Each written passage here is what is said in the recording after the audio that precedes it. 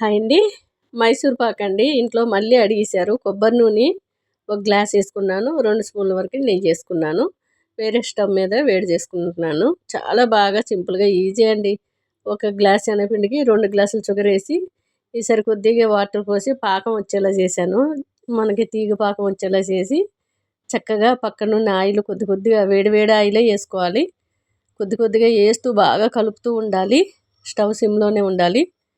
చక్కగా ఏదైనా ప్లేట్లో కానీ ఏదైనా బాక్స్లో కానీ ఇలా ఒలిపేసుకొని మనకి వేడి వేడిదే పీసులు అనేది కట్ చేసుకోవాలి. మళ్ళీ చల్లగైపోతే అసలు చాలా కష్టం, రాదు, ఇరిగిపోతుంది.